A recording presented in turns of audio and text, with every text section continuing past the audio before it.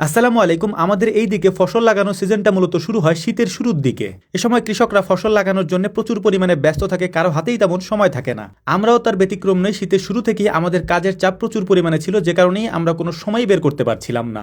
যেহেতু ছোটবেলা থেকেই খেলাধুলার প্রতি ভীষণ একটা নেশা রয়েছে, বিশেষ করে ক্রিকেট খেলার প্রতি, তাই আমরা কোনোভাবেই এটাকে এড়িয়ে যেতে পারি না। এই সিজন আসলে প্রতি বছর শত ব্যস্ততা থাকলেও এই সময় কিছুটা সময় আমরা বের করে তারপর আমাদের খেলার যেসব আয়োজনগুলি আছে সেগুলি করে থাকি, বিশেষ করে ক্রিকেট খেলার। এবছর এটা করার জন্যই মূলত এই জায়গাটাকে আমরা গত কয়েকদিন ধরে পরিষ্কার করছিলাম এবং পিচ কাটার কাজগুলি শেষ করছিলাম এবং মাঠটাকে প্রস্তুত করছিলাম খেলার জন্য। এটা মূলত শর্ট পিচ ক্রিকেট খেলার একটা মাঠ। এটা আমাদের বাড়ির কাছে হওয়াতে এখানেই আমাদের খেলাধুলার আয়োজন করতে হয়। বাড়ি থেকে একটু দূরে গিয়ে আমাদের বড় মাঠটা রয়েছে, সেখানে আমরা ক্রিকেট খেলার আয়োজন করতে পারি, কিন্তু সেক্ষেত্রে অনেক বেশি সময়ের প্রয়োজন হয়, আসতে যেতে সময় লাগে। এই জন্য আমরা এখানেই খেলার চেষ্টা করি। সব থেকে মোস্ট ইম্পর্টেন্ট ব্যাপারটা হচ্ছে এবছর এখানে আমরা রাত্রে খেলার আয়োজনটা করব, কারণ দিনের বেলা আমার তেমন একটা সময়ই হয় না, খেলা তো দূরের কথা। তো যাই হোক, পিচটাকে আমরা খুব সুন্দর করে কেটে নিচ্ছিলাম। এরপর পুরো জায়গাটা আমরা টুকটাক একটু পরিষ্কার করেছি। এর পাশাপাশি পুরো জায়গাটা ঘিরে আমরা নেট দিয়ে দিব, যাতে যেহেতু আমরা শর্ট পিচ ক্রিকেট খেলবো, বলগুলি যাতে এখান থেকে বের হয়ে না যায়। মূলত ক্রিকেট খেলার এই আয়োজনগুলিতে আমি ছোটবেলা থেকে একেবারে অভ্যস্ত। আর এর পাশাপাশি আমার যে এলাকার ছোট ভাইরা আছে, বিশেষ করে আমাদের পাড়ার যে ছোট ভাইরা আছে, ওরা আমাকে খুব হেল্প করে এই বিষয় নিয়ে।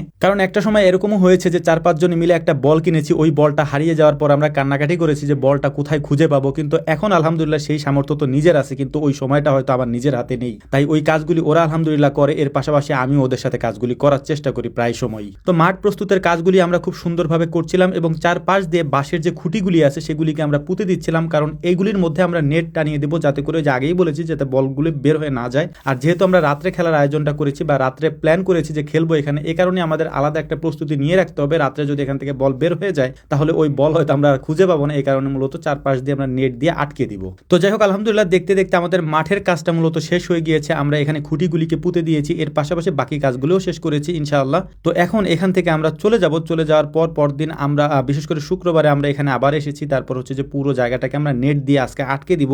দেখতেই পাচ্ছেন আমাদের পাড়ার মূলত সব ছেলে পেলে বা আমাদের ছোট ভাই ভাতিজা, এরা সবাই আমাদের সাথে একসাথে এসে কাজগুলি করে থাকে। সবাই আমরা একসাথেই খেলাধুলা করি বিকালবেলা যদি একটু সময় পাই। আমি যদিও সময় না পেলে ওরাও আসে এবং বিভিন্ন জায়গা থেকে লোকজন এসে আমাদের এখানে খেলাধুলা করে। আমাদের পাশের এলাকা থেকে আসে, বিভিন্ন জায়গা থেকেই আসে। যদি সময় সুযোগ হয় সেগুলো আমরা আপনাদেরকে দেখানোর চেষ্টা করবো ইনশাআল্লাহ। তো যাই হোক, মূলত আমাদের যে নেট টানানোর কাজটা ছিল সেটাও প্রায় শেষের দিকে। এখন মূলত হচ্ছে এখানে খেলার আয়োজনটা আমরা করবো ইনশাআল্লাহ। একদিন আমরা খেলবো, এর পরে যদি রাত্রে কখনো আয়োজন আমরা করি বা আমরা খেলি, ওটাও আপনাদেরকে দেখানোর চেষ্টা করবো ইনশাআল্লাহ। খেলার বাইরে আমাদের তেমন কোনো বিষয়ে কোনো নেশা নাই এবং কোনো আড্ডাবাজি নেই। আমরা খেলাটাই মূলত একটু খেলে থাকি। কেউ ফুটবল খেলে, কেউ ক্রিকেট খেলে, এর পাশাপাশি আমরা কাজটাই করে থাকি। এটাই মূলত হচ্ছে আমাদের মূল কাজ।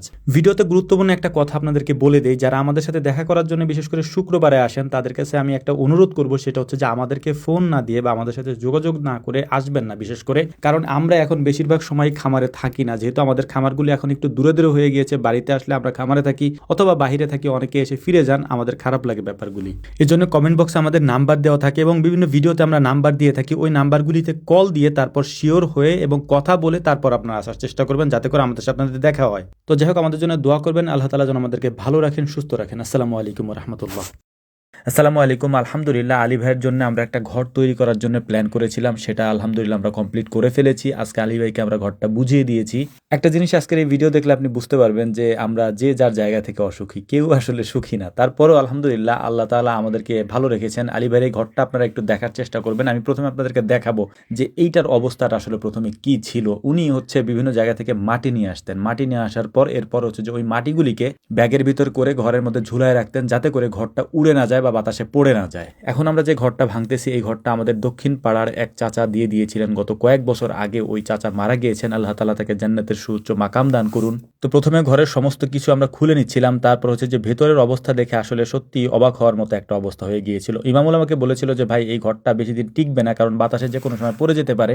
তো টিন খোলার সময় দেখতে পাচ্ছিলাম যে প্রতিটা খুঁটির সাথে কয়েকটা করে বাদ দেওয়া আর কি, কারণ হচ্ছে যে যাতে ঘরটা পড়ে না যায়। তো আলহামদুলিল্লাহ, যাই হোক, পুরোটা আমরা খুলে ফেলেছি। খুলে ফেলার পরে এই জায়গাটাকে আমাদের সুন্দর করে বুঝে নিতে হবে। তো আল্লাহ শুকরিয়া যে এই কাজে আমাদেরকে বাড়ির লোকজন খুবই সাহায্য করেছেন, কারণ বাড়ির লোকজন যদি আমাদেরকে সাহায্য না করতেন বা জায়গাটা যদি বুঝিয়ে না দিতেন, তাহলে এই কাজগুলি করতে আমরা অনেক সমস্যার মধ্যে হয়তো আমাদেরকে পড়তে হতো। কিন্তু আলহামদুলিল্লাহ সেটা হয়নি এবং এটা করার ব্যাপারে সবাই বেশ আন্তরিকই ছিলেন। তো আলহামদুলিল্লাহ আমরা করতে পেরেছি। আমাদের পাড়ার মাঝখানে যেহেতু জায়গাটা, তাই আমাদের এখানে যাতায়াত করতে একটু কষ্ট হচ্ছিল।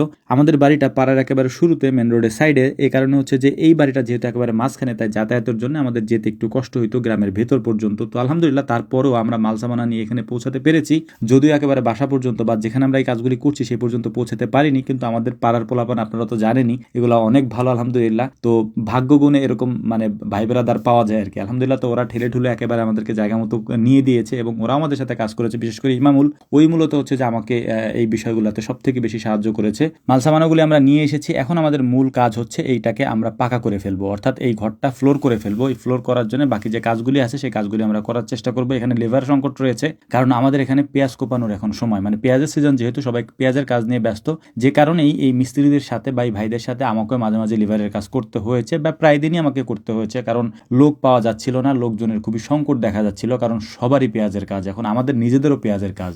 মানিক কাকা মাঝে মাঝে এসে আমাকে বুঝিয়ে দিয়ে যেতেন যে এটা এভাবে করো ওইটা ওইভাবে করো। তো মানিক কাকা নিজেও ব্যস্ত, কারণ উনি আমাদের আরও একটা কাজ চলতেছে সেখানে উনি পুরোটাই দায়িত্ব নিয়ে ওটা করতেছেন। ইনশাআল্লাহ ওইগুলো আমি আপনাদেরকে দেখানোর চেষ্টা করব। তো যাই হোক আলহামদুলিল্লাহ, দেখতে দেখতে আমাদের ফ্লোর ঢালাইয়ের যেদিন কাজ ছিল সেদিনই আমাদের লোক সংকট সব থেকে বেশি দেখা দিল। তো কিছুই করার নাই, ফ্লোর ঢালাইয়ের কাজ যেহেতু চলতেছে এই দিন পুরো দিনই কাজ করতে হবে, তাই মিস্ত্রিদের সাথে আমরাও লেগে পড়লাম একেবারে ফ্লোর ঢালাইয়ের কাজে। পুরো দিনই আমরা ওনাদের সাথে থাকার চেষ্টা করেছি আমাদের নিজেদের কাজগুলি বন্ধ করে রেখে, কারণ আপনারা দেখতেই পাচ্ছেন যে পাশেই হচ্ছে আলী ভাইদের, আমি বলি আলী ভাইদের পরিবারে হচ্ছে যে ওনার বোন আছে, ভাগ্নি আছে এবং ওনার মা, ওনারা হচ্ছে 4 জন মানুষ থাকেন। তো আমাদের একটা দায়িত্ব ছিল যে খুব দ্রুত ওনাদেরকে ঘরে উঠিয়ে দেওয়ার কাজটা করতে হবে, কারণ ওনারা বাইরে থাকতেছেন, শীতের দিন বাইরে থাকাটা খুবই কষ্টকর একটা ব্যাপার, এবং এই জন্যই মূলত দ্রুত কাজগুলি করার চেষ্টা করছিলাম। ফ্লোরিং এর কাজগুলি শেষ হওয়ার পর মূলত হচ্ছে যে আমরা কাঠখুঁটির যে কাজগুলি রয়েছে সেগুলি করার চেষ্টা করবো ইনশাআল্লাহ। এই জন্যে বাজার থেকে সব থেকে সেরা যে কাঠগুলি রয়েছে, বিশেষ করে তালের কাঠগুলি, সেগুলি দিয়ে আমরা এই কাজটা করব, যাতে করে এই ঘরটা 20-30 বছর পর্যন্ত খুব সুন্দরভাবে দাঁড়িয়ে থাকে, যাতে করে এই ঘরে 30 বছর পর্যন্ত কারো হাত দিতে না হয় কোনোভাবে। আমরা 2টা রুম করে দিয়েছি, একটা ওনার মা থাকবেন আমি বলেই দিয়েছি, এর পাশাপাশি আর একটা রুম ওনারা থাকবেন, বা ওনারা যেভাবে থাকেন, ওনারা আগে যেভাবে থাকতেন সেভাবেও থাকতে পারেন, এটা ওনাদের ব্যাপার, ওনাদের ঘরে ওনারা কিভাবে থাকবেন। তো যাই হোক আলহামদুলিল্লাহ কাঠখুঁটির কাজ শেষ হয়ে গিয়েছে, এখন আমরা বেড়াটা দিয়ে দিচ্ছি সুন্দর করে টিন দিয়ে। আমরা পুরাতন কোনো টিনই ব্যবহার এখানে করব না ইনশাআল্লাহ, আগেই বলে রেখেছি যে এখানে সমস্ত কিছু আমরা নতুন দেওয়ার চেষ্টা করব যাতে করে এটা দীর্ঘস্থায়ী হয়, তাই আমরা পুরাতন টিন দেওয়া কাঠ দেওয়া কোনো কিছুই দিইনি, সমস্ত কিছু নতুন নিয়ে এসেছি। তো এখন যে কাজগুলি হচ্ছে এই কাজগুলি শেষ করেই হয়তো আজকে ঘরের কাজটা কমপ্লিট হয়ে যাবে এবং ওনাদেরকে আমরা বুঝিয়ে দেওয়ার চেষ্টা করবো ইনশাআল্লাহ। এর কারণ হচ্ছে যে শীতের দিন বাইরে থাকাটা সম্ভব না। এর পাশাপাশি আমার কাছে সব থেকে ইম্পর্টেন্ট যেটা মনে হচ্ছে সেটা হচ্ছে যে আমার উপর যে দায়িত্বগুলি রয়েছে, কারণ আমি নিজে যেহেতু অসুস্থ, আমি কাজগুলি করতে পারবো কি পারবো না সেটা নিয়ে নিজেই সন্দেহিতভাবে আমি থাকি। এ কারণে হচ্ছে যে আমি কোনো ধরনের গ্যাপ দিচ্ছি না, প্রতিদিন কাজ করার চেষ্টা করছি। এগুলি নিয়ে যতটুকু আমানতদারিতা আমার কাছে আছে, এর বিশেষ করে আমার গ্রামের এই সামাজিক কাজগুলি অন্তত পক্ষে আমি শেষ করে যাওয়ার চেষ্টা করবো ইনশাআল্লাহ, যদি আল্লাহ তাআলা আমাকে হায়াতে বাঁচিয়ে রাখেন সে পর্যন্ত ইনশাআল্লাহ। তবে আমার পরিবারবর্গকে আমি বলে রেখেছি আমার অবর্তমানে তারা অবশ্যই এই কাজগুলি কমপ্লিট করবেন, এইটা তাদের প্রতি আমার নসিহা। তো যাই হোক আলহামদুলিল্লাহ আলী ভাইয়ের ঘর কমপ্লিট হয়ে গিয়েছে, এদিকে ইমামুলও বাজার থেকে মিষ্টি নিয়ে চলে এসেছে। তো আমরা আসরের নামাজ আদায় করে তারপর আমরা আলী ভাইয়ের বাড়ির দিকে যাচ্ছিলাম। এই বাড়িটা এখন সম্পূর্ণ আলী ভাইয়ের হাতে আমরা দিয়ে দিয়েছি। আমাদের মসজিদের সম্মানিত ইমাম সাহেব এবং আমাদের পাড়ার মুরব্বীরা সবাই মিলে আমরা ওনাদের বাড়িতে গিয়েছিলাম আজকে ওনাদের এইটা উদ্বোধন করে দেওয়ার জন্য। শেষ পর্যন্ত কাজটা আমরা খুব সুন্দরভাবে শেষ করতে পেরেছি, এটার জন্য আল্লাহ তাআলা শুকরিয়া আদায় করছি। সবাইকে মিষ্টি মুখ করিয়ে আমরা এখান থেকে বিদায় নিচ্ছি। আমাদের জন্য দোয়া করবেন, আল্লাহ তাআলা যেন আমাদেরকে ভালো রাখেন। আসসালামু আলাইকুম ওয়া রাহমাতুল্লাহ।